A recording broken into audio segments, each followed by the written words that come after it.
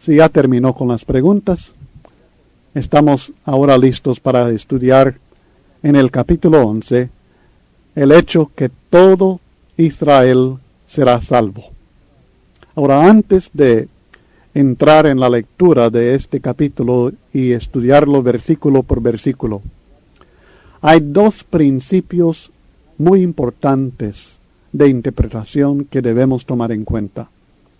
El primero es que hay que examinar este capítulo en el contexto del tema y la enseñanza del libro entero de Romanos.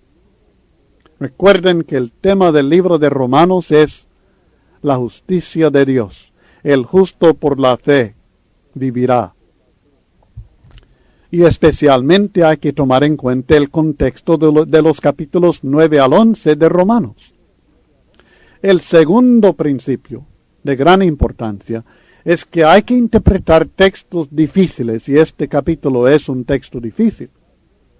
Hay que interpretar textos difíciles de acuerdo con enseñanzas claras en el resto del Nuevo Testamento. Este es el mismo principio que aplicamos cuando llegamos al libro de Apocalipsis y otros textos que son un poco difíciles. Tomamos enseñanzas directas, claras, inconfundibles, como base, y luego acomodamos los textos difíciles a estos textos, a estas enseñanzas claras, sencillas, directas, que no son difíciles de entender. Y deben estar de acuerdo con estas enseñanzas. Así que primeramente el contexto del tema del libro y de los 3 capítulos que abarcan este aspecto del tema de la justicia por medio de la fe en relación a la nación de Israel. Y segundo, tomando en cuenta que estas enseñanzas aquí no deben contradecir otras enseñanzas claras en el Nuevo Testamento.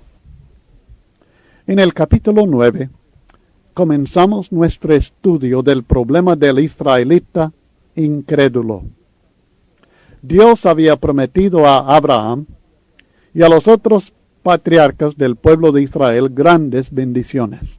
En el desarrollo del pueblo de Israel a través de los siglos, Dios hizo que fuera evidente, por medio de muchas profecías, que estas bendiciones llegarían a Israel por medio del siervo de Jehová, el Redentor de Judá, el Mesías de Dios, Cristo Jesús.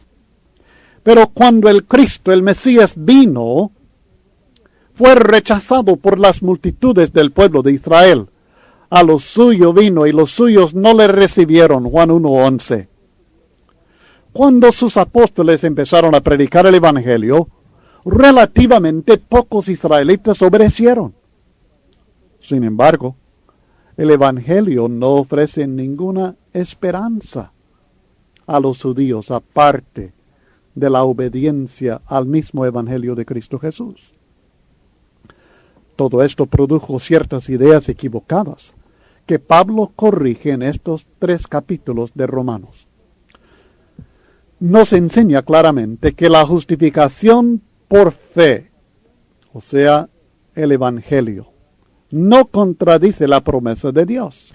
Algunos deducían, equivocadamente, en base a la desobediencia de los judíos y su consecuente exclusión de las bendiciones del Cristo, que el plan que Dios había formulado y presentado a Abraham, los demás patriarcas y los profetas de Israel había fracasado. Pero Pablo insiste en Romanos capítulo 9 que la palabra de Dios no ha fallado. Al contrario, el plan y las promesas de Dios siempre habían sido únicamente para los creyentes, no para toda la nación de Israel. Enseguida Pablo trata la idea que si esto fue el plan de Dios desde antes de la fundación del mundo, realmente es Jehová quien tiene la culpa por la infidelidad de su pueblo y sería injusto que los condenara. Pero el apóstol Pablo nos ha enseñado en Romanos 9 y 10 que Israel tiene la culpa por su propia condenación.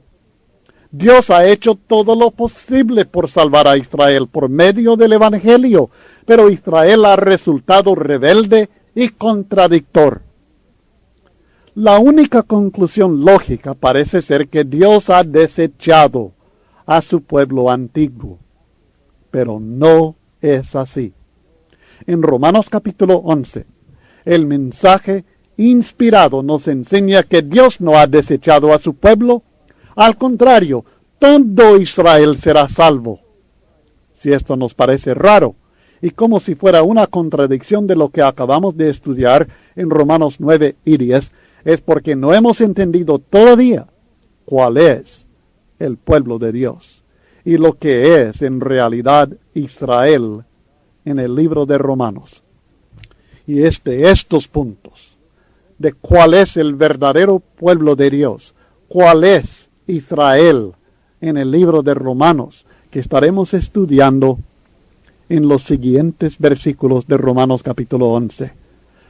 Y aprenderemos que la nación entera de Israel no es el pueblo de Dios.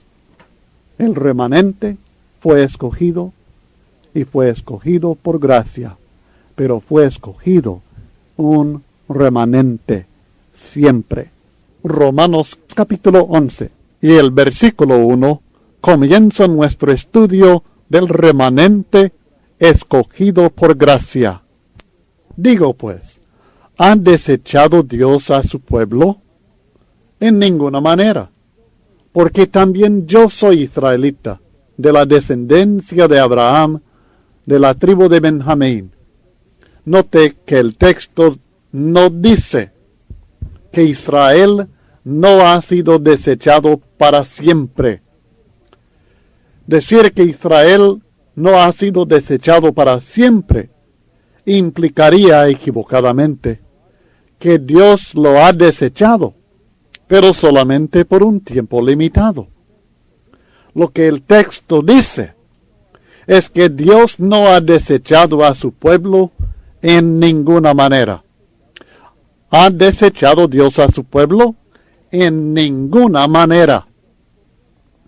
Esto no contradice lo que ya nos ha enseñado, que Israel tropezó y como consecuencia Israel no alcanzó la justicia que buscaba, que el celo de Israel no les serviría porque tenían celo no conforme a ciencia, que deben obedecer para ser salvos, pero que no han obedecido, que Dios les ofrecía sus bendiciones, pero ellos les resultaron rebeldes y contradictorios.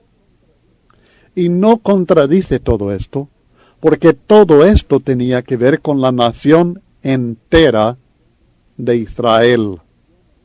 Pero la nación entera de Israel no es el pueblo de Dios. El pueblo de Dios al cual desde antes conoció es un remanente solamente, no toda la nación. El pueblo de Dios es un grupo pequeño adentro de la gran nación de Israel. Como aprendimos en el versículo 6 del capítulo 9, no todos los que descienden de Israel son israelitas. No todos los que descienden de Israel son verdadero pueblo de Dios. Por supuesto, hay gentiles también en el pueblo de Dios. Pero en este texto, y esto es importante, creo, para entender todo cuanto dice acerca de Israel en este contexto. En este texto, él no está tratando el problema de la salvación de los gentiles, sino el problema de la condenación de la mayoría de la nación de Israel, a la luz de las promesas de Dios a su pueblo. Así que, aunque esto parece contradecir las enseñanzas ya presentadas en los capítulos 9 y 10, que Israel no alcanzó la justicia de Dios, la declaración que Dios no ha desechado a su pueblo en ninguna manera no lo contradice, porque fue la nación de Israel la que no alcanzó la justicia de Dios. Pero la nación entera no es el pueblo de Dios. El pueblo de Dios es solamente un remanente, un grupo pequeño dentro de la nación de Israel. Además, Pablo se presenta a sí mismo como prueba de que no ha desechado Dios a su pueblo, porque Pablo mismo es israelita, pero es israelita legítimo, aún en el sentido material. Y esto es lo que él presenta en el versículo 1 del capítulo 11. Porque yo también soy israelita, de la descendencia de Abraham y de la tribu de Benjamín. Y Pablo, Saulo de Tarso, Pablo el apóstol, sí fue creyente, estuvo en el pueblo de Dios, es parte de los escogidos del Señor y no ha sido desechado.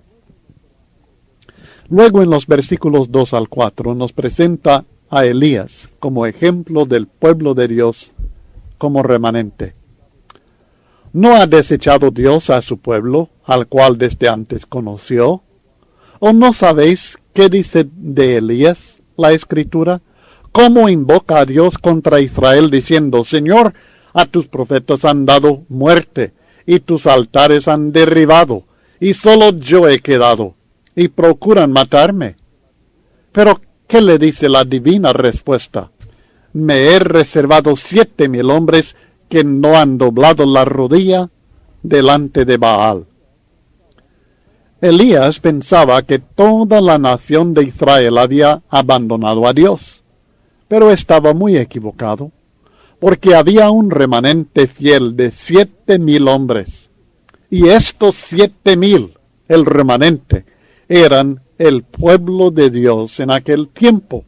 Toda la nación de Israel no eran solamente 7,000 hombres, y toda la nación de Israel no era el pueblo de Dios, sino solamente los 7,000.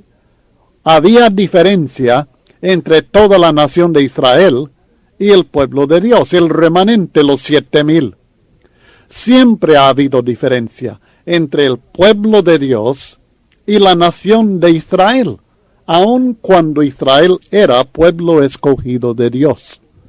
Dios siempre ha podido discernir la diferencia entre los que eran legítimos hijos suyos y aquellos que eran solamente carnalmente o materialmente descendientes de Abraham y Jacob.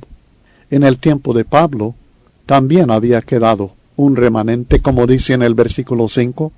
Así también aún en este tiempo, así como en el tiempo de Elías había quedado un remanente, también en este tiempo ha quedado un remanente escogido por gracia.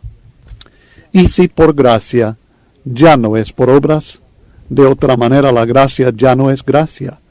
Y si por obras ya no es gracia, de otra manera la obra ya no es obra. El concepto de la salvación de solamente un pequeño porcentaje de la población también está de acuerdo con lo que Cristo enseñó, cuando él en Mateo capítulo 7 y el versículo 14 habla de aquella puerta por la cual entran solamente pocos, aquel camino estrecho por el cual andan solamente pocos, mientras la mayoría anda por el camino ancho. Y como siempre, este remanente fue escogido por gracia. Y esto significa, por supuesto, que no es por obras. No puede ser por obras y por gracia al mismo tiempo. ¿Por qué? Sencillamente porque hay una diferencia fundamental entre la elección en base a las obras y la elección en base a la gracia. Y la diferencia es que la primera, la elección en base a las obras, se merece, pero la segunda, la elección en base a la gracia, no se merece. Por este motivo, los israelitas que buscaban la justicia por medio de las obras, como hemos venido estudiando en estos 3 capítulos, los israelitas que buscaban la justicia por medio de las obras no pudieron ser parte del pueblo de Dios, porque no es por obras, sino por gracia. Ahora, algunos han ido al extremo y han malentendido este asunto de la gracia y las obras, y creen que, por tanto, no hay nada que nosotros debemos hacer para recibir la bendición de Dios. Pero el hecho de ser por gracia, no por obras, no significa que no hay nada que debemos hacer para aceptar o recibir la bendición de Dios. Acabamos de estudiar en Romanos 10, 9 y 10 que es necesario creer en el corazón y que es necesario confesar con la boca y que es necesario, según otros versículos que estudiamos, creo que es el versículo 11 de Romanos 10, que es necesario invocar el nombre del Señor. Así que no es esto lo que significa, sino que significa que no hay nada que podemos hacer para ganar o merecer la bendición de Dios. Aún los actos de fe que Dios pone como requisitos, como por ejemplo el arrepentimiento o el bautismo, estos no son obras de justicia humana. Pablo dice a Tito en Tito capítulo 3 versículos 4 al 7 que el lavamiento de la regeneración, que es el bautismo, no es obra de justicia que nosotros hacemos, sino que son obras de fe en Dios. Son la manifestación de una fe viva, como la que menciona Santiago en el capítulo 2 de su epístola. El bautismo mismo es un acto en el cual nosotros estamos confiando en la obra de Dios, según Colosenses 2 y el versículo 12, no en la obra de uno. Pero siempre hay requisitos que debemos cumplir para recibir, para aceptar el don de la salvación que Dios nos ofrece. Pero el hacerlo por medio de las obras es algo muy diferente, porque es algo que se gana, algo que se merece. Aunque la nación de Israel no alcanzó la justicia de Dios que buscaba, el pueblo de Dios, el remanente escogido, sí la alcanzó. Y esto es lo que Pablo dice en el versículo 7 de Romanos 11. ¿Qué pues? Lo que buscaba Israel no lo ha alcanzado, pero los escogidos sí lo han alcanzado. Nota la diferencia entre Israel y los escogidos. Y los demás, los que no fueron los escogidos, los demás fueron endurecidos. Como está escrito, Dios les dio espíritu de estupor, ojos con que no vean y oídos con que no oigan hasta el día de hoy. Y David dice, se ha vuelto su convite en trampa y en red, en tropezadero y en retribución. Se han oscurecido sus ojos para que no vean, y agóbiales la espalda para siempre.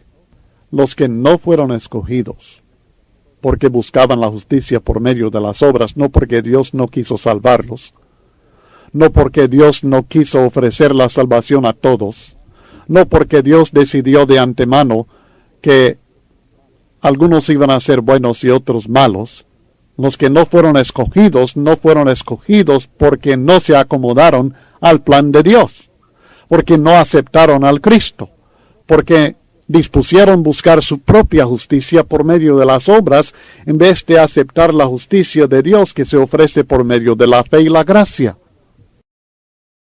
En Santiago capítulo 1, versículos 26 al 27, dice el escritor, si alguno se cree religioso entre vosotros y no refrena su lengua, sino que engaña su corazón, la religión del tal es vana. La religión pura y sin mácula delante de Dios el Padre es esta: visitar a los huérfanos y las viudas en sus tribulaciones y guardarse sin mancha del mundo. Note, refrenar la lengua, visitar a los huérfanos, visitar a las viudas, no participar en las inmundicias del mundo. Esta es la religión pura. Esta es la religión que agrada a Dios. Este es el culto que Dios desea de nosotros. También en Colosenses capítulo 3, en los versículos 23 al 24, encontramos esta exhortación. Y todo lo que hagáis, hacedlo de corazón como para el Señor y no para los hombres, sabiendo que del Señor recibiréis la recompensa de la herencia, porque a Cristo el Señor servís. El servicio, el culto que nosotros rendimos a Dios por medio de Cristo Jesús, es el hacerlo todo de corazón como para el Señor, hacerlo todo en su servicio, todo cuanto hace el cristiano. Esto no reemplaza las reuniones de la iglesia, no libra al cristiano de la responsabilidad de reunirse cuando la iglesia está reunida, sino que es una consecuencia, una expansión de lo que es el culto que nosotros en verdad ofrecemos a Dios. El culto que agrada a Dios es un culto racional. Nuestra palabra lógico proviene de la palabra griega traducida racional. Si lo nota, lógicos, lógicos, lógico. En 1 Pedro capítulo 2 y el versículo 2, esta misma palabra se traduce espiritual. Es un culto espiritual. Racional significa relativo a la razón, según el pequeño Larousse. Así que el servicio, el culto que agrada a Dios, es un servicio relacionado con la razón o la mente del cristiano y efectuado en el cuerpo del cristiano, o sea, en su vida diaria. Por lo que he podido observar, escuchar y leer, me parece que casi siempre ha habido una tendencia entre cristianos y algunos predicadores también de dar un exceso de énfasis a las reuniones de la iglesia o de dar un exceso de énfasis a la vida que uno lleva. Y ambos excesos, ambas tendencias en realidad no están de acuerdo con lo que Dios nos enseña en su palabra. La Biblia ciertamente da énfasis a lo que sucede cuando la iglesia está reunida y el propósito de estas reuniones tanto para glorificar a Dios como también su propósito principal en cuanto a la edificación del cristiano. Pero parece que algunos cristianos tienen la idea que si se reúnen con la iglesia, si están fieles en las reuniones, que lo que sucede fuera de esta reunión ya no es parte de su devoción, de su culto, de su adoración a Dios. Lo que estamos estudiando aquí en Romanos 12:1 contradice directamente este concepto y nos presenta la importancia de ver la vida y todo cuanto hacemos cada día y cada momento del día, desde el levantarse hasta el acostarse, como algo que ofrecemos a Dios, que nos damos al Señor, y la importancia de ser guiados por la voluntad de Dios en todo cuanto nosotros hacemos, en el trabajo, en el hogar, en el recreo, en el vestirse, en el hablar, en la crianza de los hijos, en la relación entre los esposos, en cómo nosotros manejamos nuestra relación aún con nuestra familia de origen, nuestros padres y abuelos y tíos y tías y primos y todo. En todo. Todo esto debe ser guiado por la voluntad de Dios porque es algo que ofrecemos a Dios como parte de nuestro culto racional, razonado en base, una mente basada en lo que Dios desea. Pero algunos van al otro extremo y dicen, bueno, lo único es importante entonces es cómo vivimos.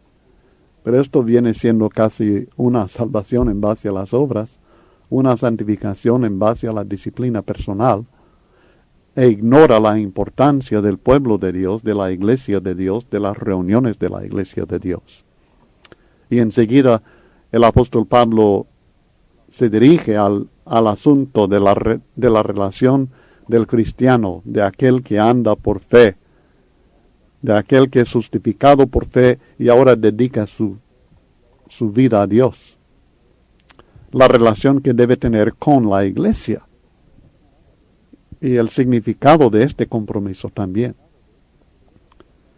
Así que debemos tratar de llegar a un balance, no un extremo ni el otro extremo, sino entender la importancia de ambas partes. El culto racional diario y también la reunión del pueblo de Dios para edificación y para glorificar en conjunto a nuestro Dios de la manera que Él nos ha ordenado. Así que eviten las tendencias extremistas, por favor, y centrémonos en la palabra de Dios.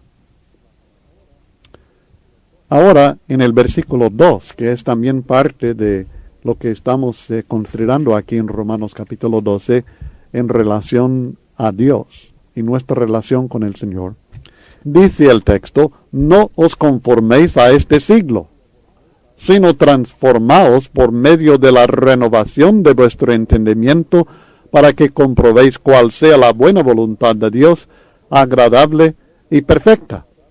Nos ha hablado de presentar el cuerpo, presentar la vida como en sacrificio vivo, santo, agradable a Dios. Pero, ¿cómo es que agradamos a Dios? ¿Cómo es que llegamos a que nuestra vida sea una vida que es agradable al Señor, que sigue la voluntad de Dios? Obviamente hay aquí un aspecto negativo y también un aspecto positivo. El negativo es: no os conforméis a este siglo. Lo positivo es: transformaos. Y nos dice cómo hacerlo: por medio de la renovación de vuestro entendimiento, y luego nos presenta las consecuencias o el resultado y la motivación para hacerlo. No os conforméis a este siglo. Conformarse, la palabra, se refiere a formarse o tomar la forma o moldearse de acuerdo con algo. La forma, en este caso, la esquema de algo, es su apariencia, su forma externa, su forma visible. Aquí estamos hablando de conformarse, tomar la forma o la apariencia, la forma externa, la forma visible de algo. No debemos tomar la forma visible, la forma externa, la apariencia de este siglo. No debemos moldearnos de acuerdo con este siglo.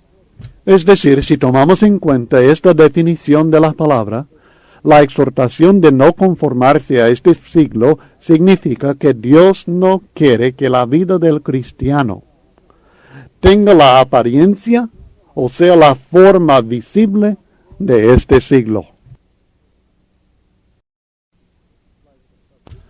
La exhortación en Romanos 12, versículo 2, es que no debemos conformarnos a este siglo.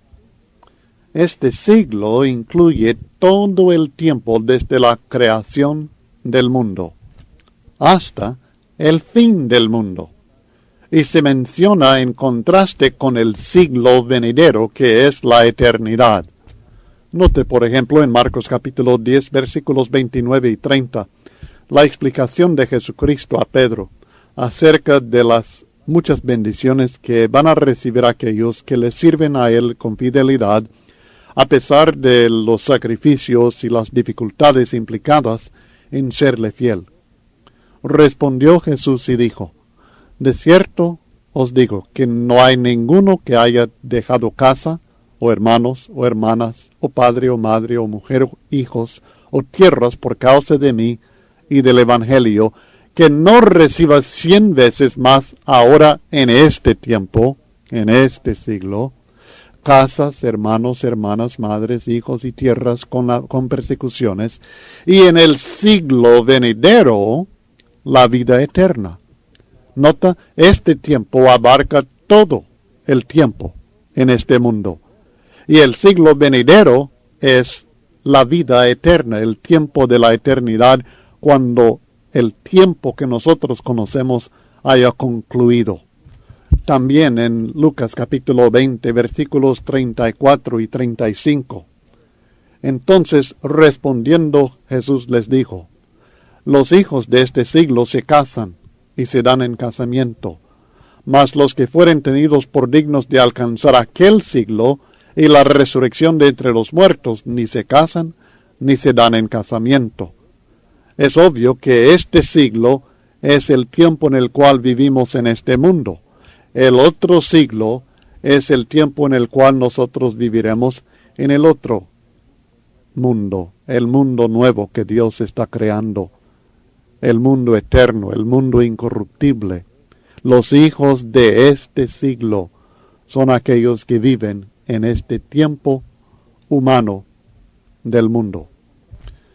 Pero el contraste entre este siglo y el venidero es mucho más que tiempo o duración. La forma de vida que se basa en el carácter perverso de este siglo es lo que el cristiano tiene que evitar. Dios nos ha puesto en este siglo, pero no quiere que vivamos conforme a este siglo, sino que en contraste vivamos piadosamente. Por esta razón nos dice que no debemos conformarnos a este siglo. En Tito capítulo 2 y el versículo 12, hablando de la apariencia de la manifestación de la gracia de Dios para salvación nuestra, dice que nos enseña en el versículo 12 que renunciando a la impiedad y a los deseos mundanos, que es la vida de este siglo, vivamos en este siglo sobria, justa y piadosamente. Es decir, que nosotros vivimos en este siglo, pero no conforme a los deseos y las prácticas, la conducta de las personas que pertenecen a este siglo. En 2 Timoteo capítulo 4 y el versículo 10 nos habla de Demas, quien ha amado este mundo. Nosotros no debemos amar este siglo. No debemos permitir que el afán de este siglo ahogue la influencia de la palabra de Dios en nuestras vidas. Cristo explica la parábola del sembrador y en el 22 del capítulo 13 de Mateo dice, el que fue sembrado entre espinos, este es el que oye la palabra, pero el afán de este siglo y el engaño de las riquezas ahogan la palabra y se hace infructuosa. Así que no debemos permitir que el afán de este siglo ahogue la influencia de la palabra. La lógica y la filosofía de este siglo no están de acuerdo con el plan divino. 1 Corintios 1:20. ¿Dónde está el sabio? ¿Dónde está el escriba? ¿Dónde está el disputador de este siglo? ¿No ha enloquecido Dios la sabiduría del mundo? Y en el capítulo 2 y el versículo 6, sin embargo, hablamos sabiduría entre los que han alcanzado madurez y sabiduría no de este siglo, ni de los príncipes de este siglo que perecen. Así que el modo de pensar de este siglo, de este mundo en el cual nosotros estamos viviendo, no concuerda con el plan de Dios. Satanás es designado, se conoce como el Dios de este siglo. 2 Corintios 4 y el versículo 4. Pablo describe este siglo como malo. Gálatas 1:4. La corriente que lleva este siglo está de acuerdo con el diablo, según Efesios capítulo 2 y el versículo 2. Y él os dio vida a vosotros cuando estabais muertos en vuestros delitos y pecados. 2:1. Y el 2 dice, en los cuales, en los pecados, en los delitos, anduvistes en otro tiempo, siguiendo la corriente de este siglo, de este mundo, conforme al príncipe de la potestad del aire, que es Satanás, el espíritu que ahora opera en los hijos de desobediencia. Es obvio que este siglo es perverso en su carácter porque es llevado por Satanás mismo, por el enemigo de la humanidad, el enemigo de Dios. La vida nueva en Cristo es una vida de oposición, no de conformidad, sino de oposición. Nosotros hablamos de la conformidad a una manera de vivir, a un sistema de trabajo, a una condición en la cual uno se encuentra. El cristiano no debe estar conforme con este siglo. No debe estar conforme con el sistema actual en el cual estamos nosotros viviendo, sino que debe oponerse a aquello. no debe conformarse a este sistema actual. Debe recordar que la amistad del mundo es enemistad contra Dios, y cualquiera que quiera ser amigo del mundo se constituye enemigo de Dios. Santiago 4 y el versículo 4. Es nuestra responsabilidad ser luz en medio de las tinieblas de este siglo, para que seáis irreprensables y sencillos hijos de Dios sin mancha en medio de una generación maligna y perversa, en medio de la cual resplandecéis como luminares en el mundo. Filipenses capítulo 2 y el versículo 15. La diferencia entre el cristiano y aquel que no lo es debe ser notada en sus acciones. En vez de dejarnos moldear, algo que sucederá naturalmente a todo ser humano quien vive en este mundo, nosotros debemos transformarnos, algo que requiere esfuerzo y ayuda divina para lograrse. Hermanos, espero que ustedes vean que en este material que estamos estudiando ahora, acerca de no conformarse a este siglo, solamente este punto, hay mucho que predicar, mucho que enseñar al pueblo de Dios, y con mucha aplicación práctica para nuestras vidas.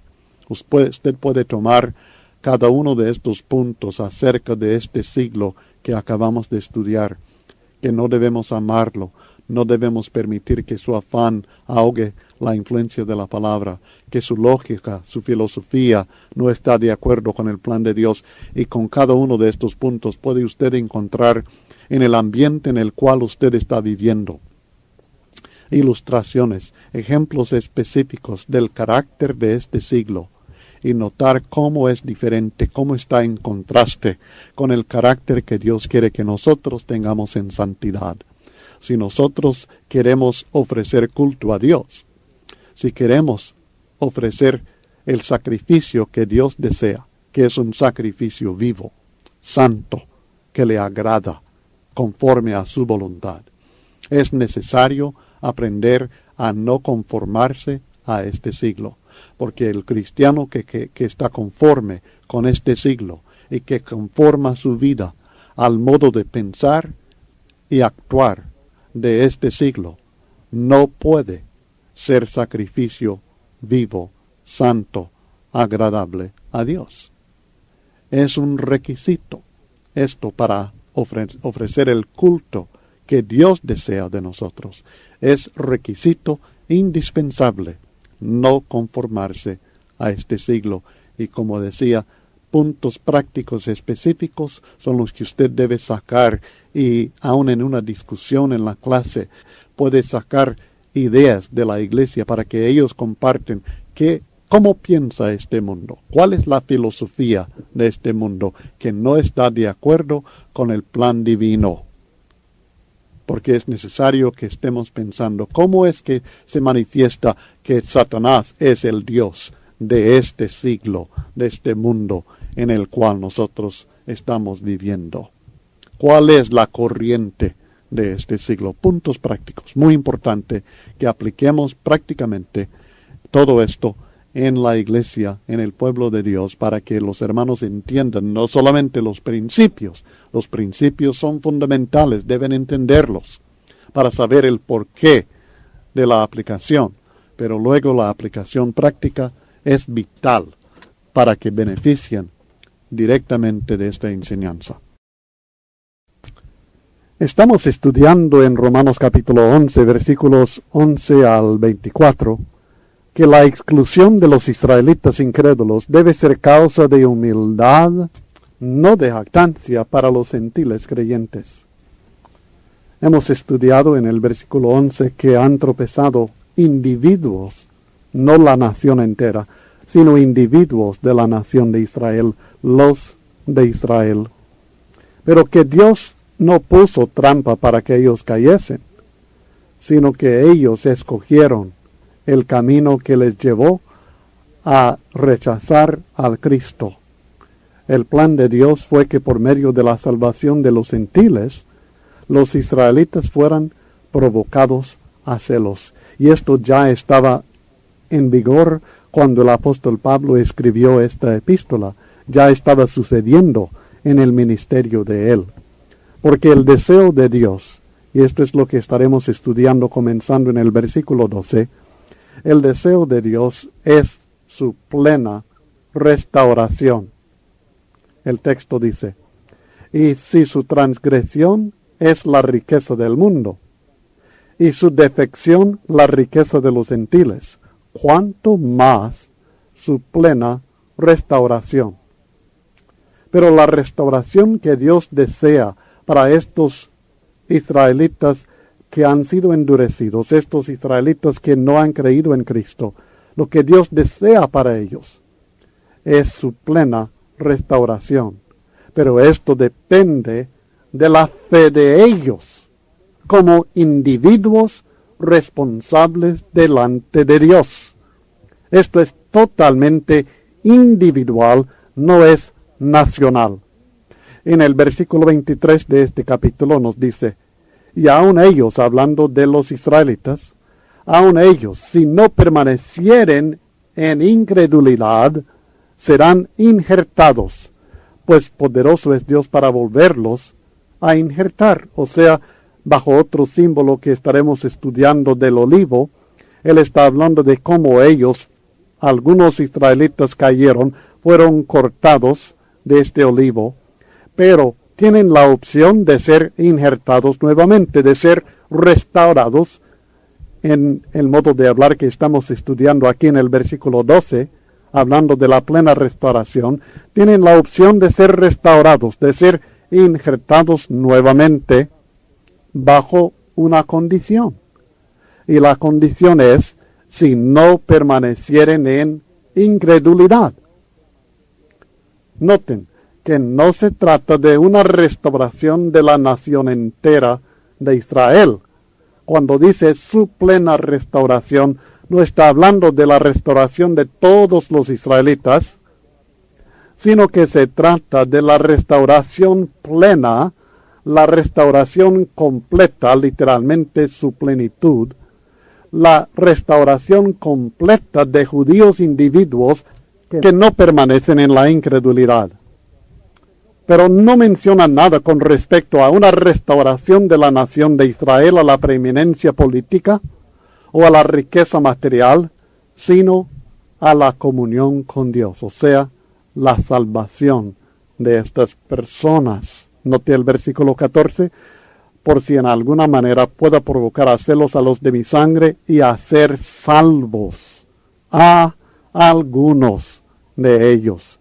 Esto es lo que Dios tiene en mente, es lo que Pablo tiene en mente, y de esto trata la plena restauración de algunos de los judíos, aquellos que ya no permanecen en incredulidad, y así serán salvos. Su transgresión, dice en el versículo 12, es la riqueza del mundo. Esta transgresión probablemente sea el rechazo de Jesús como el Cristo. Y el resultado de esta transgresión fue la muerte de Cristo en la cruz, como el apóstol Pedro les explica en Hechos capítulo 2, comenzando en el versículo 22, cuando habla de cómo ellos, aunque Dios lo había aprobado a Jesús con milagros y señales y prodigios, que ellos no creyeron, que ellos lo rechazaron, ellos lo crucificaron por manos de inicuos. Así que la transgresión de ellos, su transgresión en rechazar al Cristo, en la muerte del Hijo de Dios, es la riqueza del mundo. Y la riqueza del mundo es la salvación que el mundo puede recibir por medio de la muerte de Jesucristo. Su defección, por decirlo de otra manera, es la riqueza de los gentiles. La defección significa literalmente derrota, fracaso. Parece ser una referencia a su derrota espiritual que fue causada por rechazar al Cristo. Y la riqueza de los gentiles que resulta se refiere a las riquezas espirituales que están disponibles a los gentiles por medio del sacrificio de Cristo Jesús, por medio de su muerte. Y luego pregunta, Si la transgresión de ellos es la riqueza del mundo, su defección la riqueza de los gentiles, cuánto más su plena restauración. El argumento del apóstol Pablo en este versículo es sencillamente, si el pecado de los judíos al rechazar a Jesucristo resultó en muchas bendiciones espirituales para el resto del mundo, ¿cuánto más resultará en bendiciones espirituales para el mundo si judíos son restaurados plenamente al pueblo de Dios? Nuevamente, plena restauración no significa la restauración de todos los judíos, sino la restauración completa al pueblo de Dios de aquellos judíos que llegan a creer. Y Pablo luego dice en el versículo 13 y el 14 que él tiene lo mismo en mente en su ministerio a los gentiles. Porque a vosotros hablo, gentiles, por cuanto yo soy apóstol a los gentiles, honro mi ministerio, por si en alguna manera pueda provocar a celos a los de mi sangre, hablando de los israelitas, y a hacer salvos a algunos de ellos. Pablo dice que desea provocar a celos a los de su sangre. De esta manera, hacer salvos a algunos de ellos. No la salvación de la nación entera, ni siquiera de la mayoría de la nación de Israel, sino de algunos de ellos, un remanente de ellos. Algunos religiosos creen encontrar un plan para la restauración de la nación de Israel a una posición de preeminencia política y riqueza material en el capítulo 11 y el versículo 12. Pero la bendición que Dios tiene en mente para Israel, según este versículo, es la salvación, hacer salvos a algunos de ellos. Y esto no es algo que espera que comience en algún futuro lejano, sino ya en su tiempo, en el tiempo del apóstol Pablo, estaba en acción este plan divino por medio del ministerio de Pablo a los gentiles. Así que no se trata de algo futuro todavía, sino algo que estaba cumpliéndose ya en el tiempo del apóstol Pablo. Luego en el versículo 15 de Romanos 11, habla de la exclusión de los israelitas del pueblo de Dios y la admisión de los israelitas al pueblo de Dios. Y dice así, porque si su exclusión es la reconciliación del mundo, ¿qué será su admisión sino vida de entre los muertos? La exclusión, nótenlo bien, la exclusión de los israelitas del pueblo de Dios resulta de su incredulidad y de rechazar a Jesucristo. Pero resulta en la reconciliación del mundo, dice el apóstol Pablo. Luego la admisión de los israelitas al pueblo de Dios, es decir, si ellos son restaurados, esta admisión es el resultado de decidir buscar el favor de Dios por medio de la fe en Cristo. Y resulta en vida de entre los muertos. Y esto significa que los que ahora están muertos en los delitos y pecados pueden pasar a la vida en Cristo Jesús por medio de la obediencia de la fe, como Pablo explica ampliamente a los Efesios en Efesios capítulo 2 y los primeros 6 versículos. Esta es la esperanza de los israelitas, su única esperanza de ser restaurados como pueblo de Dios. Es decidir buscar el favor de Dios por medio de la fe en su Hijo Jesucristo. Luego, en los versículos 16 al 24, presenta esta comparación del olivo y habla de la bondad y la severidad de Dios. Este ejemplo del olivo que vamos a estar leyendo es parte de la explicación del rechazo de algunos judíos, la salvación de algunos gentiles, la esperanza de los incrédulos y cómo armonizar todo esto con la declaración que todo Israel será salvo. Quiero repetir esto. Este ejemplo que estaremos leyendo en los versículos 16 al 24 acerca del olivo es parte de la explicación inspirada acerca del rechazo de algunos judíos, que sabemos que fueron rechazados por incredulidad, y la salvación de algunos gentiles que fueron salvos por medio de la fe, la esperanza de los incrédulos que pueden ellos también ser restaurados por medio de la fe, y cómo podemos armonizar todo esto con la declaración que todo Israel será salvo.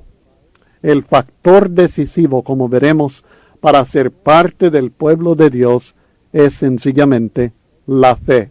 O para ponerlo en sentido negativo, el factor decisivo para ser rechazado, desechado del pueblo de Dios es la incredulidad.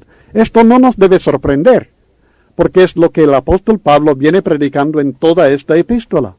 La fe es el punto clave para nuestra justificación, para nuestra relación con Dios, para ser reconciliados con Dios, para recibir las bendiciones de Dios. El factor decisivo es la fe. Por tanto, no debe sorprendernos que israelitas sean excluidos por causa de su incredulidad, que gentiles sean incluidos por causa de su fe, y que personas de la raza que sean, si son incrédulos ahora, pueden ser parte del pueblo de Dios si llegan a tener fe. Bueno, el texto dice, 16 al 24. Si las primicias son santas, también lo es la masa restante. Y si la raíz es santa, también lo son las ramas. Pues si algunas de las ramas fueron descajadas, y tú siendo olivo y silvestre, has sido injertado en lugar de ellas, y has sido hecho participante de la raíz y de la rica savia del olivo, no te jactes contra las ramas, y si te jactas, sabe que no sustentas tú a la raíz, sino la raíz a tú. Pues las ramas, dirás, fueron descajadas para que yo fuese injertado. Bien, por su incredulidad fueron descajadas, pero tú por la fe estás en pie. No te ensoberbezcas, sino teme, porque si Dios no perdonó a las ramas naturales, a ti tampoco te perdonará. Mira pues la bondad y la severidad de Dios. La severidad ciertamente para con los que cayeron, pero la bondad para contigo si permaneces en esa bondad, pues de otra manera tú también serás cortado. Y aun ellos, si no permanecieren en incredulidad, serán injertados, pues poderoso es Dios para volverlos a injertar. Porque si tú fuiste cortado del que por naturaleza es olivo silvestre, y contra naturaleza fuiste injertado en el buen olivo, ¿cuánto más estos, que son las ramas naturales, serán injertados en su propio olivo? El punto principal en el versículo 16 es que todo el pueblo de Dios es santo. Si las primicias son santas, también lo es la masa restante, y si la raíz es santa, también lo son las ramas. En el contexto, el olivo es el pueblo de Dios. Las primicias, que también son la raíz, significa el principio u origen del pueblo escogido de Dios, posiblemente Cristo mismo. Al menos en Romanos 15:12, que cita de Isaías, se identifica como la raíz de Isaí. En Apocalipsis 5:5 es la raíz de David, también en el 22:16, y en 1 Corintios 15:20 y 23 se identifica como las primicias de los que murieron. Así que hay cierta evidencia para creer que Cristo mismo es estas primicias o esta raíz. Al menos es el principio, el origen del pueblo de Dios escogido del Señor. Y la masa restante es equivalente a las ramas, que son los individuos que componen el pueblo de Dios. Así que lo que él está diciendo aquí en este texto, en el versículo 16, es si la raíz, si Cristo es santo, si el origen del pueblo es santo, entonces, si aquel que da vida al olivo es santo, entonces también lo son las ramas. También lo son los individuos que componen el pueblo de Dios.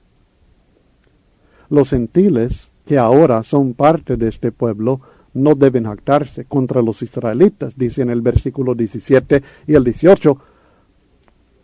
Israelitas que ahora han sido excluidos del pueblo de Dios, porque su sustento, el sustento de los gentiles que están en el pueblo ahora, no depende de sí mismos, sino de la raíz. Las ramas que fueron desgajadas son los judíos incrédulos. Según 11:20, bien por su incredulidad fueron desgajadas. Así que estos son los judíos, los incrédulos, que fueron excluidos del pueblo de Dios por su incredulidad.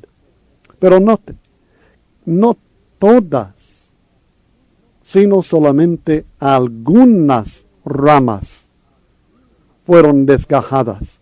Note el versículo 17, pero pues si algunas de las ramas fueron desgajadas. No se trata de todas, no fue excluida la nación entera del pueblo de Dios, sino solamente ciertos individuos de la nación fueron excluidos del pueblo de Dios, los incrédulos. Si las ramas desgajadas fueron israelitas incrédulos, las ramas originales eran israelitas fieles. Note, las ramas originales eran israelitas fieles. Y el olivo silvestre es el gentil, y los que son injertados de este olivo silvestre son gentiles creyentes. El gentil que llegó a ser parte del pueblo de Dios tuvo que ser injertado en él, porque no era parte del pueblo de Dios por naturaleza. Estaba alejado del pueblo de Israel, del pueblo de Dios. Efesios 2, 11 al 13. Y esto fue posible, el ser injertado en el pueblo fue posible por causa de su fe. De modo que ahora participa de la raíz. Note nuevamente el versículo 20. Bien por su incredulidad fueron desgajadas, pero tú por la fe estás en pie. En contraste con los judíos, los israelitas que no creyeron y fueron desgajadas, estos gentiles sí creyeron, sí tuvieron fe y son injertados. Participan del pueblo. Ahora participa de la raíz, así recibe vida y sustento. Ahora participa de la rica savia del pueblo de Dios. Literalmente es la gordura, o sea, el sustento abundante que uno goza como miembro del pueblo de Dios. Pero advierte, no te jactes contra las ramas. No debe jactarse contra los judíos que perdieron el favor y la bendición de Dios por su incredulidad por dos razones. Primero, porque debe recordar que su propio sustento depende de la raíz, no de sí mismo. Aparte de ella, nada somos. Y la segunda razón por qué los gentiles, ahora en el pueblo, no deben jactarse contra los israelitas ya excluidos del pueblo, es porque si los israelitas fueron desgajados por su incredulidad, lo mismo puede suceder a los gentiles, si llegan a ser incrédulos. El motivo por que muchos judíos fueron desgajados del pueblo de Dios fue por su incredulidad. Tómenlo bien en cuenta. Y el motivo por que muchos gentiles fueron injertados en el pueblo de Dios fue por la fe. Deben entender los gentiles que si ellos no viven por fe, Dios no los perdonará a ellos tampoco, sino que los quitará de su pueblo de la misma manera que quitó a los judíos incrédulos. Los gentiles deben entender que están en el pueblo de Dios solamente por la bondad del Creador. Y la severidad de Dios cae sobre los que cayeron, según el versículo 22. Y estos son los judíos que no creyeron, que están excluidos del pueblo de Dios. La bondad de Dios, dice en el versículo 22, descansa sobre ti, es decir, los gentiles que tienen fe. Ellos participan en el pueblo de Dios con todas las bendiciones que esto incluye. Pero hay un requisito en el versículo 22 para que los gentiles sigan gozando del favor de Dios. Nótenlo. Si permaneces en esa bondad. Pero la bondad para contigo si permaneces en esa bondad, pues de otra manera tú también serás cortado. Así que los gentiles pueden continuar gozando del favor de Dios solamente si permanecen en esa bondad por seguir viviendo por fe en Cristo. Si no permanecen en la fe, también serán cortados y perderán su puesto en el pueblo de Dios. También deben entender que los israelitas pueden estar en el pueblo de Dios nuevamente si no permanecen en incredulidad. Y aún ellos, 23, si no permanecieren en incredulidad, serán injertados, pues poderoso es Dios para volverlos a injertar. También deben entender que los gentiles no tienen ventaja alguna sobre los israelitas. Versículo 24. Porque si tú fuiste cortado del que por naturaleza es olivo silvestre, y contra naturaleza fuiste injertado en el buen olivo, cuánto más estos, que son las ramas naturales, serán injertados en su propio olivo. Una ilustración maravillosa que el apóstol Pablo nos ha dado aquí por inspiración del Espíritu Santo, esto del olivo, que nos ayuda a entender puntos muy importantes. Primeramente nos explica por qué algunos judíos fueron rechazados, y es sencillamente por no creer. Tropezaron en la piedra del ángulo porque no creyeron en el Hijo de Dios, y como consecuencia están excluidos del pueblo de Dios. También en este mismo ejemplo, en esta ilustración del olivo, nos explica que no son todos los que son rechazados, sino solamente algunos, los incrédulos. Explica la salvación de algunos gentiles, los que creen. Y explica la esperanza de los incrédulos ahora, que pueden ellos también ser restaurados al pueblo de Dios y ser salvos también. Luego, en el resto de este capítulo, nos presenta un punto muy importante, y es que Dios siempre salvará por su gran misericordia a todo su pueblo. Si Dios salvará a todo su pueblo. Empieza exhortando a la humildad a aquellos que están ahora en el pueblo de Dios en el versículo 25 de esta manera. Porque no quiero, hermanos, que ignoréis este misterio, para que no seáis arrogantes en cuanto a vosotros mismos, que ha acontecido a Israel endurecimiento en parte, hasta que haya entrado la plenitud de los gentiles. Ahora note que Israel ha sido endurecido en parte. No dice temporal, sino parcial. No dice que este endurecimiento es solamente por un tiempo limitado, sino que es de un grupo limitado. No dice temporal, sino parcial, o sea, de muchos de los israelitas, no de todos. El factor temporal lo encontraremos en la siguiente frase, no en esta. En esta frase habla de que son endurecidos en parte los de Israel, no todos los de Israel, sino parte de ellos. Ahora viene la pregunta, ¿por cuánto tiempo? ¿Por cuánto tiempo será así? Y la respuesta es, hasta que haya entrado la plenitud de los gentiles. O sea, hasta que el número completo, la plenitud de los que obedecen de las razas no judías, los gentiles, hasta que este número completo de los que obedecen de los gentiles entren en la salvación que Dios ofrece en el olivo, su pueblo, el verdadero pueblo de Dios.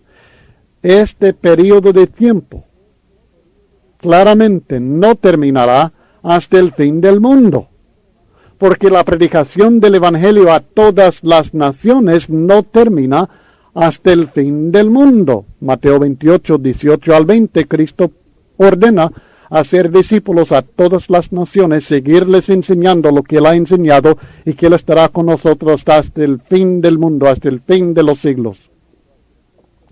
Esto significa que muchos de los israelitas permanecerán en su desobediencia hasta el fin del mundo.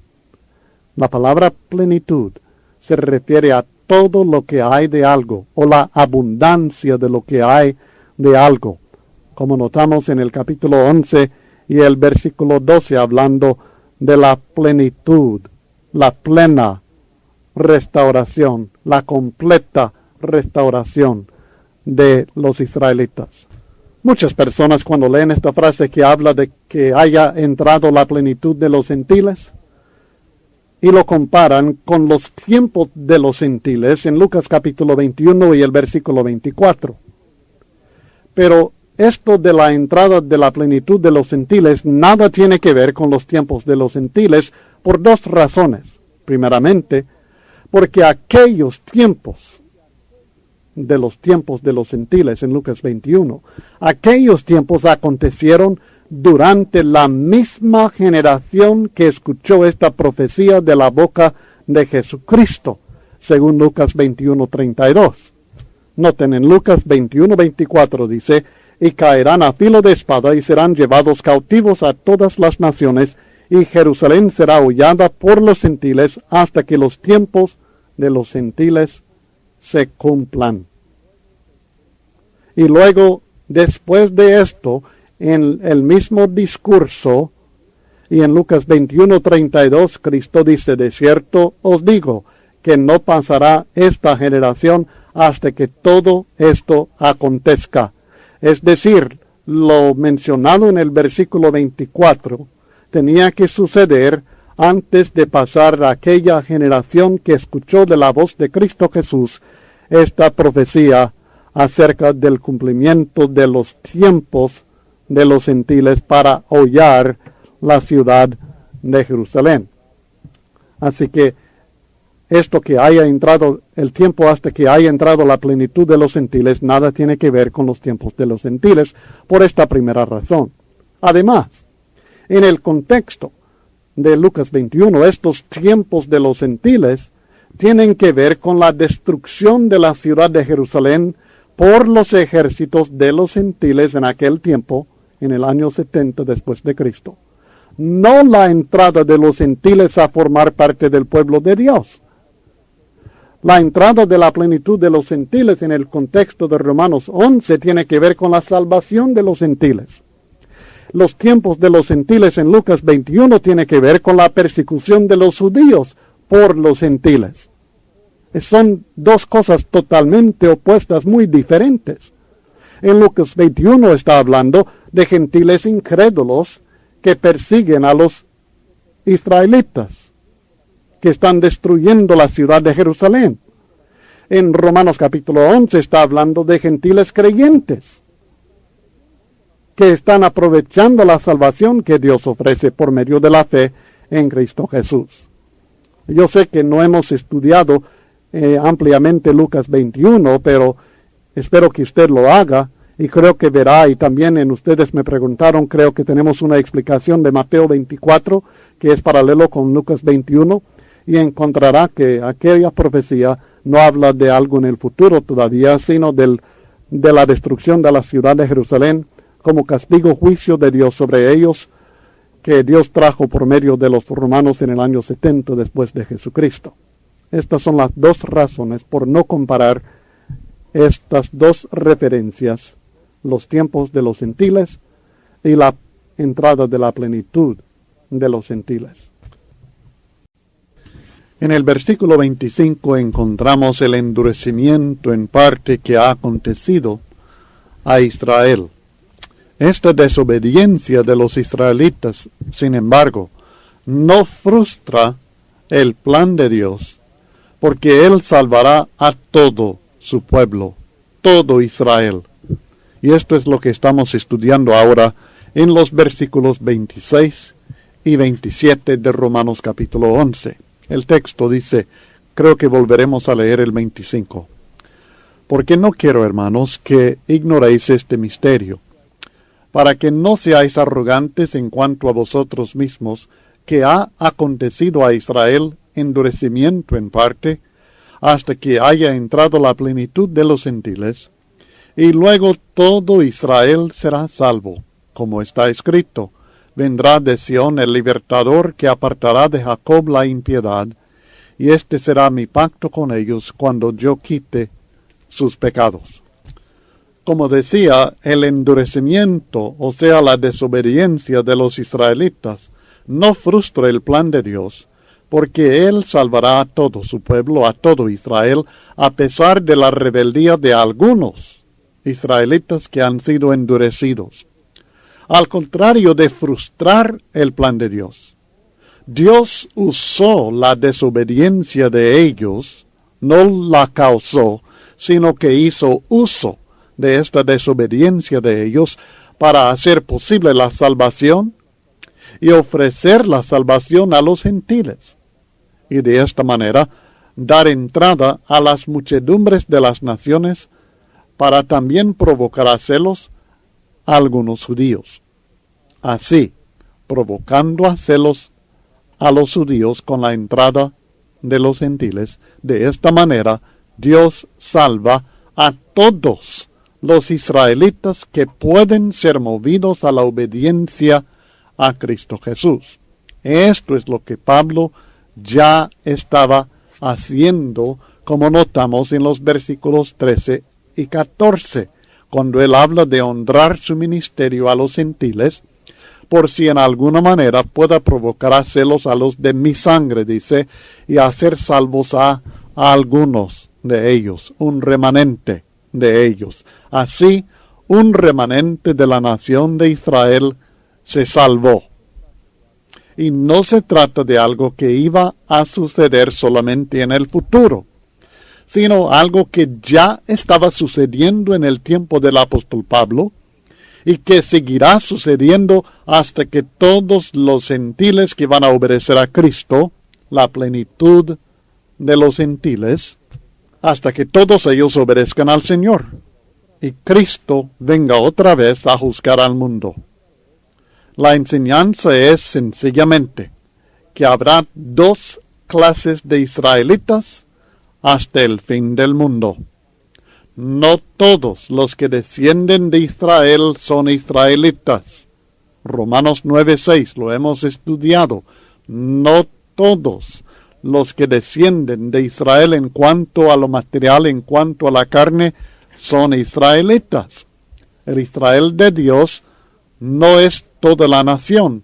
Será así, siempre ha sido así, y seguirá siendo así hasta el fin. O sea, hasta que haya entrado la plenitud de los gentiles. Siempre habrá, uno, el remanente creyente, que es el verdadero pueblo de Dios, Israel de Dios, y también habrá siempre los israelitas endurecidos que serán condenados. Esto siempre ha sido así desde la primera generación de israelitas que fueron sacados de la tierra de Egipto. ¿Recuerden? Cuando Dios sacó con mano fuerte a los hijos de Israel y empezó a formar la nación, solamente 2 varones mayores de 40 años de edad se salvaron. Todos los demás de aquella generación se perdieron. Así que siempre ha habido una diferencia entre el verdadero pueblo de Dios, que Dios reconoce como suyo, el remanente, y esto también se manifiesta en los profetas del Antiguo Testamento, y luego ha habido esta otra parte, esta mayoría, israelitas endurecidos que se van a condenar, y así es en el tiempo del nuevo pacto también. Pero ¿qué de esta declaración? Así todo Israel será salvo.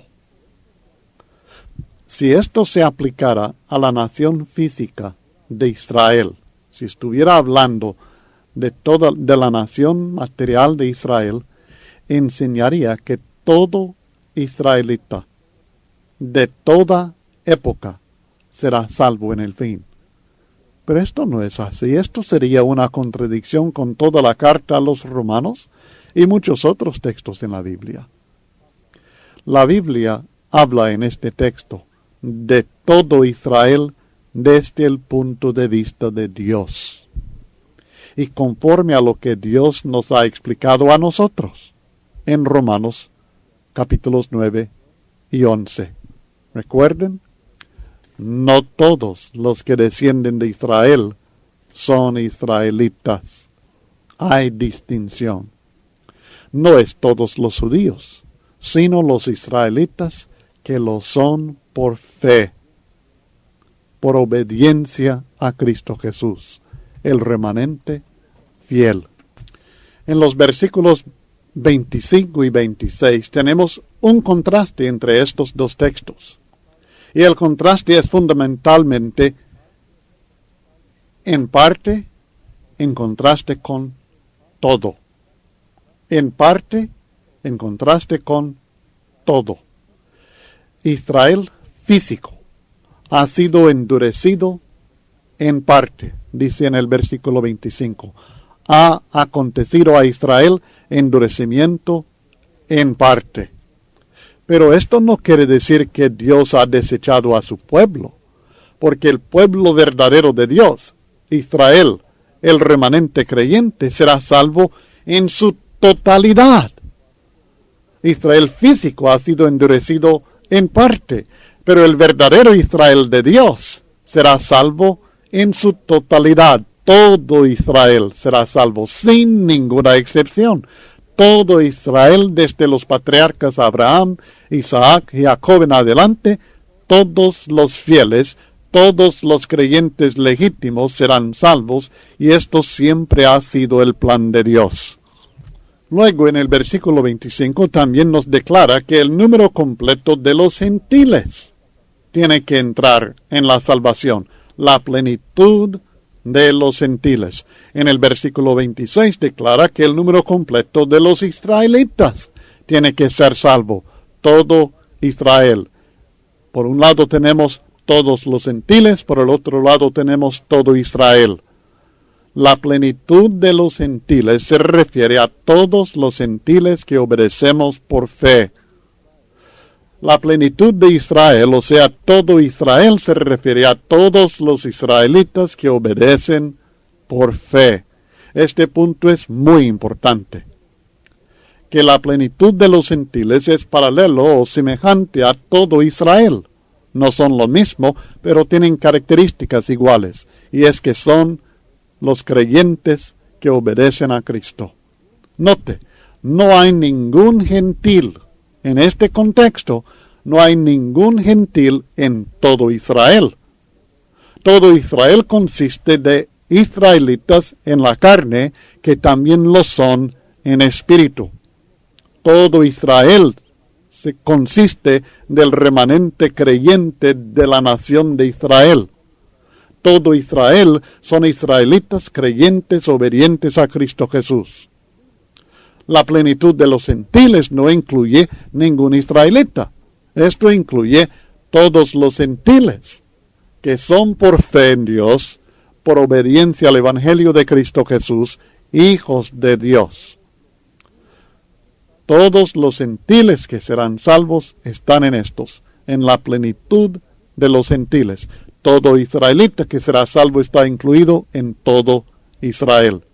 Si dijéramos que todo Israel significa toda la nación de Israel, en cualquier generación, tendríamos que decir que la plenitud de los gentiles significa todas las naciones del mundo. En tal caso, todo el mundo sería salvo. Todos los israelitas y todas las demás naciones. Pero no se trata de esto. Lo que Pablo nos está tratando de enseñar, lo que el Espíritu Santo quiere que entendamos, es la seguridad que todos los fieles del pueblo de Dios, el Israel verdadero de Dios, será salvo. Todo el pueblo de Dios se va a salvar. Estamos respondiendo a la pregunta presentada en el versículo 1 de este capítulo. ¿Ha desechado Dios a su pueblo? Y la respuesta resonante es no, porque todo Israel será salvo, y la plenitud de los gentiles también entrarán en la salvación. Los gentiles que en otro tiempo eran desobedientes, en el versículo 30, ahora han alcanzado la misericordia en Cristo, por la desobediencia de los israelitas que rechazaron y crucificaron a Cristo Jesús. Se les dio la oportunidad a los gentiles de entrar en el pueblo de Dios. Y Dios espera que los israelitas alcancen misericordia también, aunque ahora han sido desobedientes por la misericordia concedida a los gentiles. Dios espera que les puede provocar a celos para que busquen humildemente a Dios por medio de la fe en Cristo. Espera que vean las bendiciones espirituales que reciben los que eran paganos, los gentiles, los no judíos, por medio de la obediencia al Evangelio de Dios, y que ellos, los judíos, también obedezcan y alcancen la misericordia del Señor. Por este motivo, Dios sujetó a todos en desobediencia. Solamente Dios podía ver en la desobediencia de los hombres la oportunidad de mostrarles su misericordia. Imagínense, qué plan más maravilloso. Que Dios está viendo en la desobediencia de unos la oportunidad de mostrar su misericordia a otros y llevarlos a todos a la obediencia y la salvación por la misericordia divina. Y esto es lo mismo que él declara en Romanos 3, versículos 19 al 23, en cuanto a la condenación bajo la ley. Así que es importante entender la relación de la desobediencia de los israelitas con la misericordia que alcanzaron los gentiles. Y es sencillamente que los israelitas que rechazaron a Cristo Jesús y lo crucificaron, hicieron posible la misericordia de Dios por medio del sacrificio de Cristo para los gentiles. Y la relación entre la misericordia recibida por los gentiles con que los israelitas alcancen también la misericordia de Dios es que por la misericordia concedida a los gentiles, los israelitas pueden ser provocados a celos para que busquen humildemente a Dios por medio de la fe en Cristo Jesús. ¡Qué maravilloso plan! Este plan divino sobrepasa la sabiduría o la ciencia humana. Y con este pensamiento concluye el apóstol Pablo esta sección de su epístola, en los versículos 33 al 36. Oh profundidad de las riquezas de la sabiduría y de la ciencia de Dios. Cuán insondables son sus juicios e inescrutables sus caminos. Porque ¿quién entendió la mente del Señor? ¿O quién fue su consejero? ¿O quién le dio a él primero para que le fuese recompensado? Porque de él y por él y para él son todas las cosas. A él sea la gloria por los siglos. Amén. Ay del hombre que piensa entender completamente lo de Dios. Ay de aquel que piensa saber mejor que el Señor mismo y que se atreve a modificar el plan divino. Porque nadie entendió la mente del Señor, ninguno fue su consejero, nadie merece algo de Dios. Toda bendición que recibimos es por pura misericordia de Dios y en base al maravilloso, inescrutable plan de Dios. Todas las cosas son de Él, es el origen de todo, son por Él, es el creador de todo, y son para Él, es el propósito de todo. Con razón concluye, a Él sea la gloria por los siglos. Amén. Ahora quiero dedicar unos minutos para tratar de unir estos tres capítulos, porque comenzamos en el capítulo 9 y el versículo 1, con la sección titulada La justicia por medio de la fe siempre ha sido el plan de Dios para judíos y gentiles.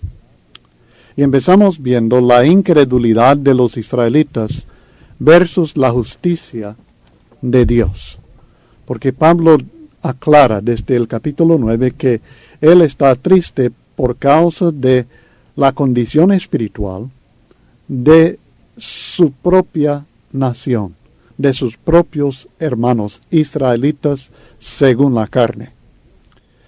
Pero él dice que la palabra de Dios no ha fallado, sino que no todos los que descienden de Israel son israelitas. Es decir, cuando él habla de la palabra de Dios, está hablando de la promesa que Dios hizo a Abraham, Isaac, Jacob y luego la nación de Israel. Y si muchos de la nación de Israel se están perdiendo, parece que la palabra de Dios no se está cumpliendo. Pero el hecho es que no todos los que descienden de Israel son israelitas. No todos son personas del pacto. Porque esto siempre ha sido una relación en base a la promesa y la elección divina. Y él ilustra esto diciendo desde el versículo 8 del capítulo 9 que los que son hijos legítimos de Dios, los que son en realidad pueblo de Dios, son aquellos que lo son según la promesa. Estos son los que son contados como descendientes. Y él ilustra con el caso de Isaac, quien fue el hijo de la promesa para Sara y Abraham. Descartado en este sentido fue Ismael. Ilustra también con Jacob, en contraste con Esaú. Ilustra también con el caso del faraón y cómo Dios lo escogió a él para un propósito específico. Y sencillamente dice que Dios preparó de antemano para gloria ciertas personas. Y a estas personas también los ha llamado, por medio del Evangelio, por supuesto. Pero no son solamente de la nación de Israel, no son solamente judíos, sino también de los gentiles. Romanos 9, 24. Y aclara que el hecho siempre ha sido aún profetizado en el Antiguo Testamento, que no toda la nación, sino solamente un remanente será fiel a Dios, y solamente un remanente será salvo. De modo que los gentiles que habían alcanzado la justicia, la alcanzaron por medio de la fe. E Israel, que buscaba la justicia por medio de la ley, por medio de sus propias obras, no alcanzó la justicia, porque iban tras ella no por fe, 9:32, sino como por obras de la ley, y por esto tropezaron en la piedra de tropiezo, Cristo Jesús, en quien confiamos, en quien tenemos fe, el plan de salvación por medio del Evangelio de Cristo Jesús. No fue por falta de celo, sino por falta de entendimiento, falta de ciencia. Ellos ignoraban la justicia de Dios y procuraron establecer su propio plan de justicia, y como consecuencia no se sujetaron, no fueron obedientes a la justicia establecida por Dios. Romanos 10:3. Y esta justicia es por medio de la fe, no por medio de la ley, no por medio de las obras. Y él explica cómo es que esto funciona. Funciona por medio de que Dios envía, el hombre va y predica, la persona oye, y en base a oír cree, y en base a creer obedece lo que Dios dice en su evangelio. Y oyeron, los de Israel oyeron. ¿No han oído? Pregunten el 18. Antes bien, por toda la tierra ha salido la voz de ellos. Pero el caso es que oyeron, pero no obedecieron. Dios dice, todo el día extendí mis manos a un pueblo rebelde y contradictor. Así que no fue por falta de misericordia de Dios o porque Dios no quería incluirlos, sino porque ellos rechazaron su plan. Pero aún así, no son desechados para siempre todos ellos. Dios siempre está esperando y dando la oportunidad para que se arrepientan, y aún utiliza la conversión de los gentiles para provocarlos a celos, para que vuelvan el remanente y obedezca a Dios, y todo Israel será salvo, todo el pueblo escogido, y la plenitud de los gentiles también entrará en este maravilloso plan de Dios.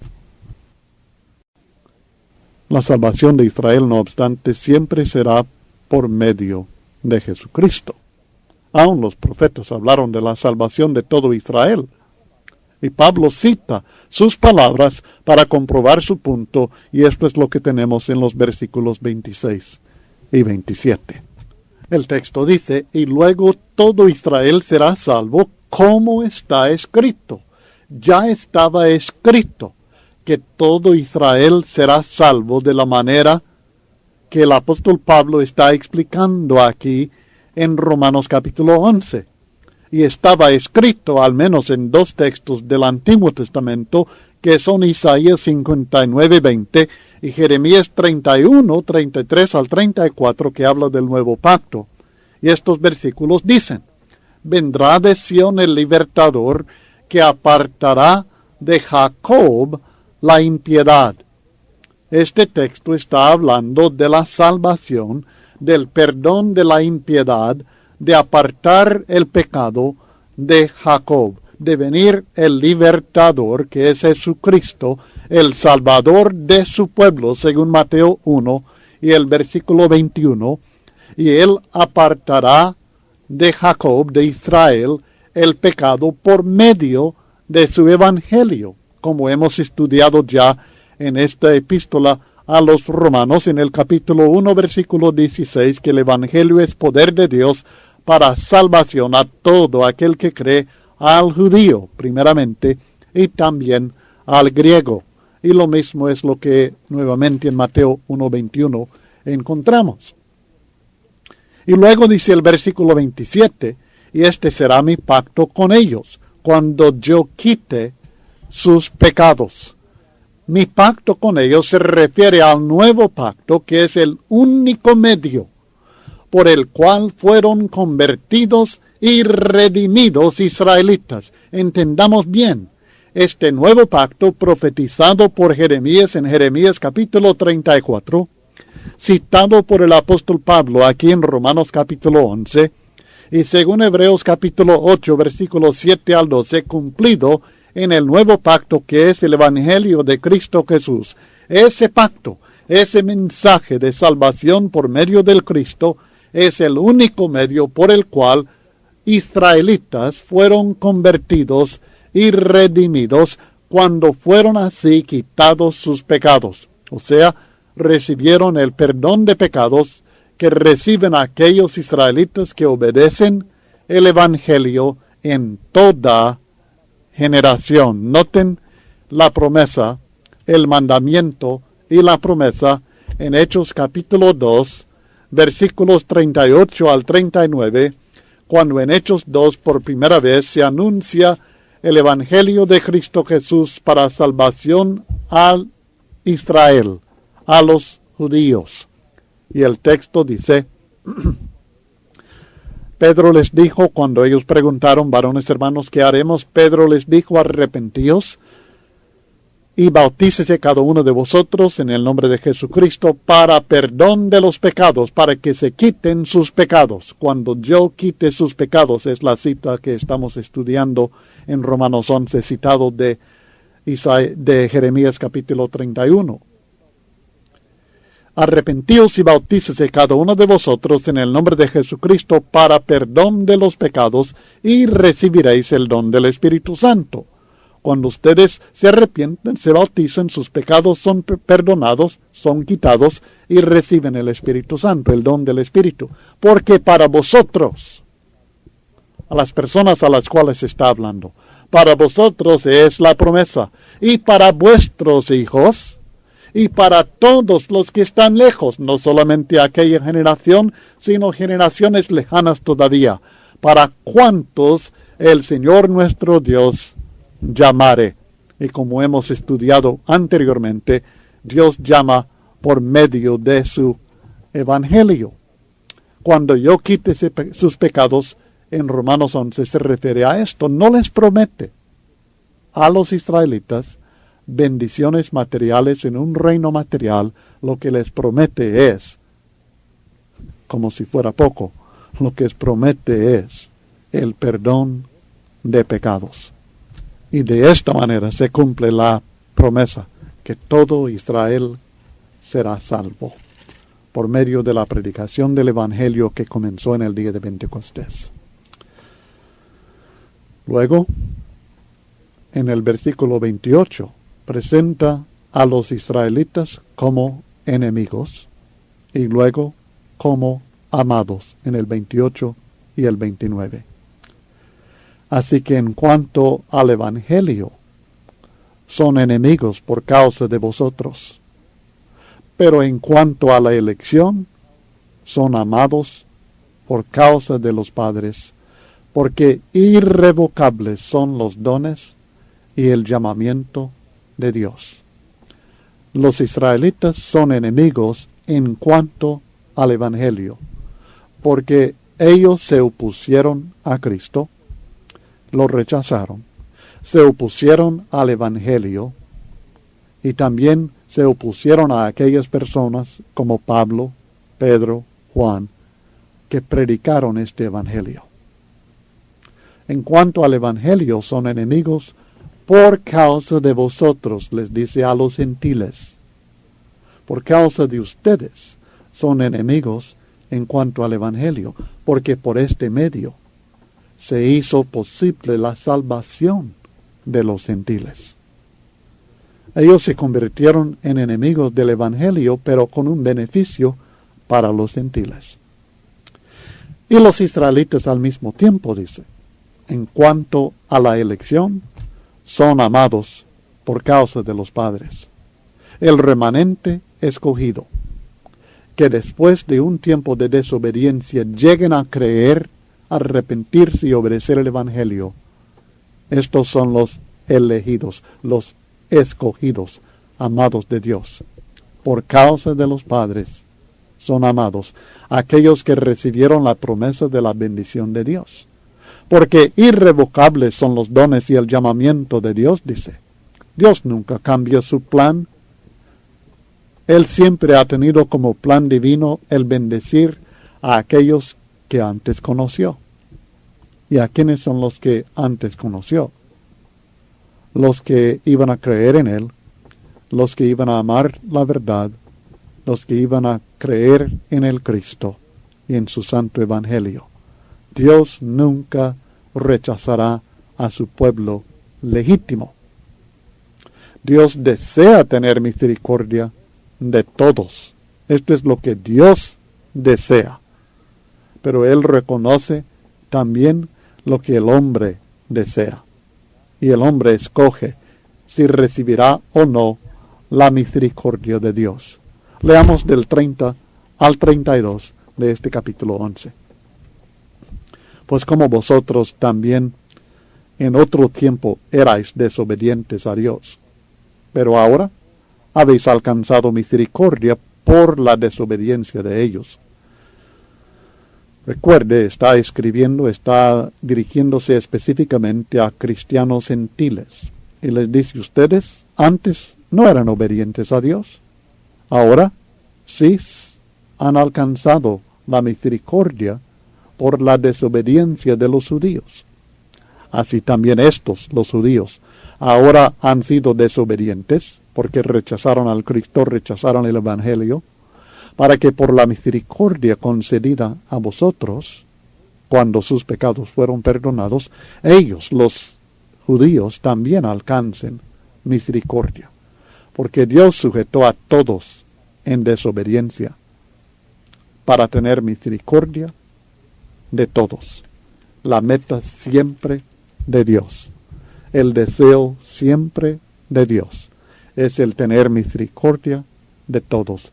Él no quiere que ninguno perezca, sino que todos procedan al arrepentimiento. Y no es sencillamente un deseo que se mantiene en su corazón, sino que Él está obrando activamente por medio de su providencia, por medio de su obra divina que Él hace en este mundo. Él siempre está obrando para ver la manera cómo puede lograr que aquellos que ahora son desobedientes se conviertan en obedientes para que alcancen la misericordia de Dios.